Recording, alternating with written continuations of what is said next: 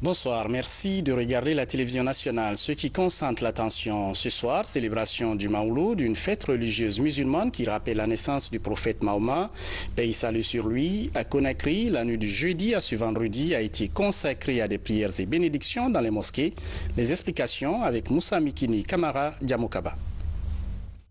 À l'Ansalaya Barrage, dans la commune de Matoto, ils sont des centaines de fidèles musulmans à communier la date anniversaire de la naissance du prophète Mohammed, paix et salut sur lui.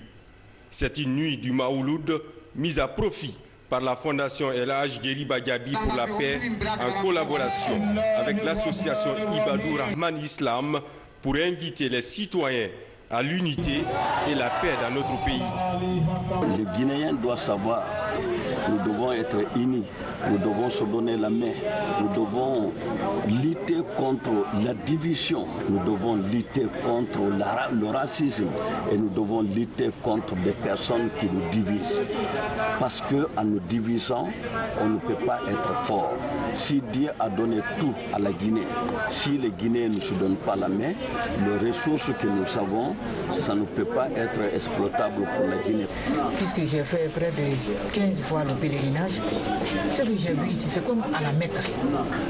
Donc franchement, puisqu'on ne parle que de Dieu, on ne parle que de la paix, on ne parle que du prophète Mohammed, paix et salut sur lui.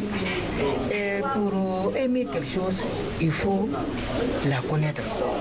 Donc la religion musulmane a pris de l'ampleur. À la Sigmadina, l'histoire de la naissance et la vie du prophète Mohammed, paix et salut sur lui, ont été largement expliquées lors de cette nuit de Mawlud. Présidée par l'érudit Cheikh Ousmane Kamara, la cérémonie a réservé une bonne partie à l'invocation des noms de Dieu en faveur de la paix en Guinée.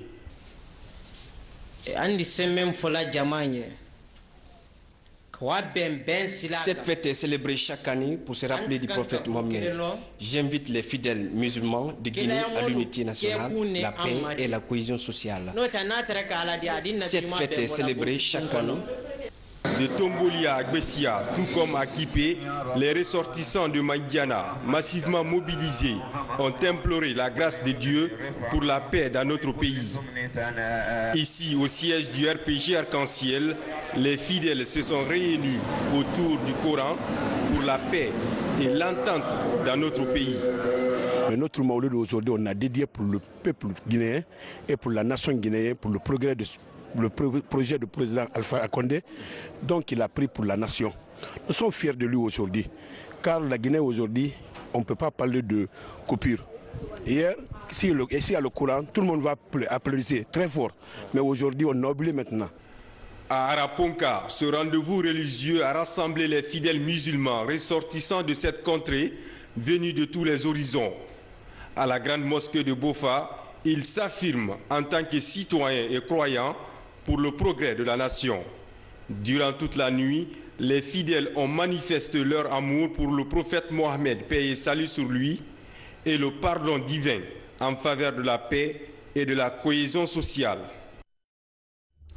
À l'Assemblée nationale, la session budgétaire se poursuit. Ce jeudi, les ministres des Sports et de l'Enseignement supérieur sont passés devant les parlementaires pour présenter mais aussi défendre leur projet de budget sectoriel. Robert Sidi-Tolno suit pour nous cette session. Regardons son reportage. Les travaux de la loi de finances initiale 2018 se sont poursuivis par l'examen et la présentation des budgets sectoriels des départements des sports, de la culture et du patrimoine historique et le secteur de l'enseignement supérieur. Au département des sports, avec un budget sectoriel revu à la hausse, soit plus de 202 milliards contre plus de 190 milliards en 2017, soit une augmentation de 17% allouée, le ministre du tutelle a évoqué devant les honorables députés les préoccupations de l'heure de son département.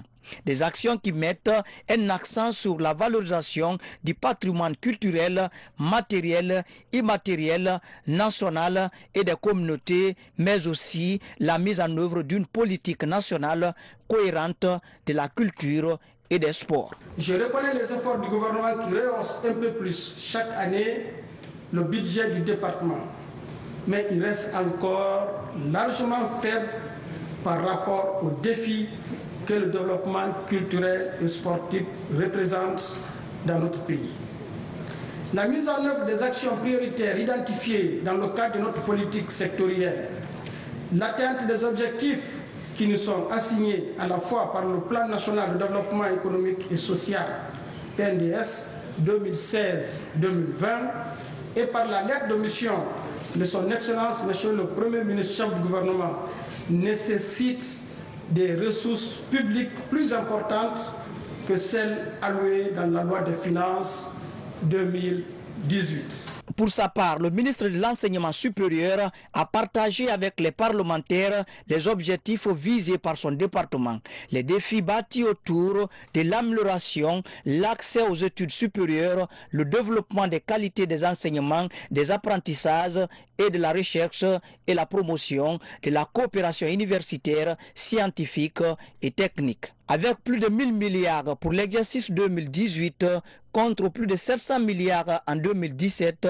de budget alloué, le chef de département entend gagner le pari d'un enseignement de qualité. La feuille de route qui m'a été assignée, la question de la gouvernance est très importante, la question des infrastructures, des équipements et aussi la formation des formateurs et bien évidemment aussi la qualité de vie et d'enseignement de nos enseignants que nous allons mettre au cœur de notre programme pour 2018. Un budget, c'est difficile de dire que c'est suffisant, mais il faut faire avec, surtout faire en sorte que la qualité de la dépense soit meilleure et je pense que nous pourrons faire de notre mieux. Les prochains travaux en plénière seront consacrés à l'examen des budgets sectoriels alloués au département de la justice, de l'administration du territoire, des affaires étrangères et de l'éducation nationale. Aussi dans l'actualité, visite de certains sites touristiques du pays par le ministre du Tourisme. La Guinée dispose d'un potentiel touristique riche et varié, mais faute d'investissement, plusieurs touristes ignorent la destination Guinée. Alors, comment changer cet état de fait? C'est le défi que se fixent les responsables du ministère du Tourisme, comme le montre ce reportage de Lancé Koulibaly. L'hôtel Kaloum a constitué la première étape de la visite du ministre du Tourisme, de l'Hôtellerie et de l'Artisanat. À ce niveau, les travaux sont exécutés à plus de 80%, même s'il y a retard par rapport au délai contractuel. Toutefois, la délégation ministérielle a constaté avec satisfaction la qualité des installations de ce réceptif hôtelier 5 étoiles d'une capacité de 315 chambres et 40 appartements. Évidemment, j'avais souhaité que ça finisse le temps, mais la qualité du travail, ça n'a rien à dire. Le secteur, ça va être un hôtel de luxe. Nous sommes heureux de constater que Conakry sera doté de capacités hôtelières qui vont du luxe au plus simple. Deuxième étape de cette visite, l'hôtel Onomo à la corniche sud de Conakry. Avec ses 123 chambres opérationnelles et ses 32 appartements, ce réceptif hôtelier 3 étoiles impressionne déjà le visiteur par la qualité de ses commodités. Il rentre dans une phase de pré-ouverture qui signifie tout simplement que le personnel de l'établissement doit pouvoir s'adapter à l'équipement, à l'installation et au bâtiment. Cette période d'adaptation, pour nous, est appelée la préouverture. Donc, dans cette préouverture, nous avons encore le bénéfice de tolérance sur certains détails. La particularité de cet hôtel, c'est que c'est un hôtel 3 étoiles économique et qui répond à un besoin énorme de la sous-région en général et de la Guinée en particulier. C'est un hôtel dont les tarifs sont très abordables, très approximatifs par rapport à ce qu'il y a sur la place. Cette phase de préouverture permet au personnel exploitant de se familiariser avec les installations. Je suis vraiment très satisfait De ce que j'ai vu, on a un jardin, on a une vue sur mer, exceptionnellement nous avons un hôtel où chaque chambre a son atout. Si certaines chambres ont comme atout la vue sur mer, ce qui est très important, il y a d'autres chambres qui se trouvent de l'autre côté, derrière moi, qui ont une vue sur le jardin du 2 octobre. Et nous, notre devoir, c'est de faire en sorte que si le groupe Onomo a fait confiance au président de la République, au peuple de Guinée en investissant, nous en tant que commis de l'État, notre devoir c'est de les accompagner, de faire en sorte que leur business progresse. Et c'est tout mon souhait qu'ils ouvrent des hôtels ailleurs, à l'intérieur du pays. À travers ce foisonnement d'hôtels dans le pays, le gouvernement entend booster ce secteur pour promouvoir la destination Guinée. Nos excuses pour la qualité sonore de cet élément. Comment évolue le projet Madao 1 en Guinée? La Direction générale des douanes fait le point aux journalistes. Le projet vise à moderniser les services de douane selon les exigences de l'Organisation mondiale. Alassane Diogobari nous en dit plus.